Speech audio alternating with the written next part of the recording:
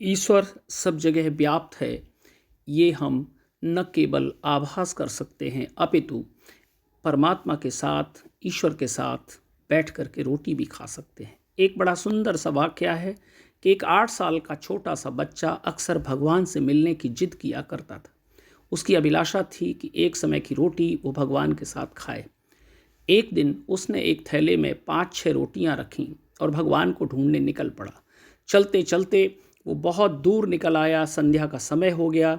उसने देखा कि नदी के तट पर एक बुजुर्ग बूढ़ा बैठा है और ऐसा लग रहा है जैसे उसी की प्रतीक्षा में वो वहाँ बैठा उसकी राह देख रहा है। वो 8 साल का भोला बालक बुजुर्ग बूढ़े के पास गया और जा कर के उसके पास बैठ गया। उसने अपने थैले से रोटी निकाली और खाने लग गया। उसने अपना रोटी वाला हाथ बूढ़े की ओर बढ़ाया, मुस्कुरा के देखने लगा। बूढ़े ने रोटी ले ली। बूढ़े के झुर्रियों वाले चेहरे पर अजीब सी खुशी आ गई, आंखों में खुशी के आंसू थे। बच्चा उस वृद्ध को लगातार देखे जा रहा था। जब उस वृद्ध ने रोटी खा ली, बच्चे ने एक और रोटी उस बूढ़े को दी। बूढ़ा अब और खुश हुआ, बच्चा भी बहुत खुश थे। दोनों बहुत खुश थे, आपस में प्यार और स्नेह के पल उन्होंने बिताए। जब रात घिरने लगी तो बच्चा उससे अनुमति लेकर घर की ओर चलने लगा। वो बार बार पीछे मुड़कर देखता तो पाता कि बुजुर्ग बूढ़ा उसी की ओर देख रहा था। बच्चा घर पहुंचा तो माँ ने अपने बेटे को आया देख कस के गले से लगा लिया और चूमने लगी। माँ ने ऑब्जर्व किया कि बच्चा बड़ा खुश था। माँ ने अपने बच्चे को पहली बार इतना खुश देखा था तो खुशी का कारण पूछा तो बच्चे ने बताया, माँ, आज मैंने भगवान के साथ बैठकर रोटी खाई। आपको पता है, उन्होंने भी मेरी रोटी खाई। और हाँ माँ, भगवान बहुत बूढ़े हो गए हैं, मैं आज बहुत खुश हूँ माँ।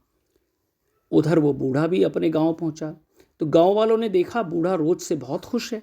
तो किसी ने उनके इतने खुश होने का कारण पूछा कि बाबा, आप इतने खुश आज क्यों हैं? तो बूढ़ा बोला, मैं 2 दिन से नदी के तट पर अकेला भूखा बैठा था और ये देखना चाहता था कि क्या भगवान ने मुझे जन्म दिया है तो क्या वो मुझे रोटी खिलाएंगे।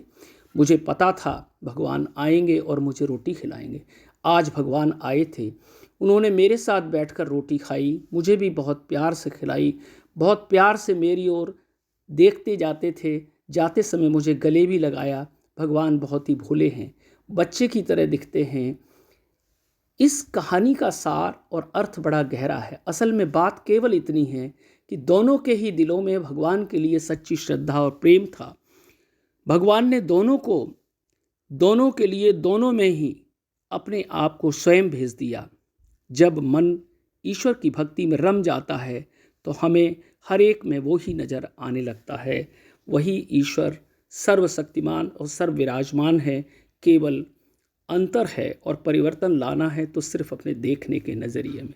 धन्यवाद।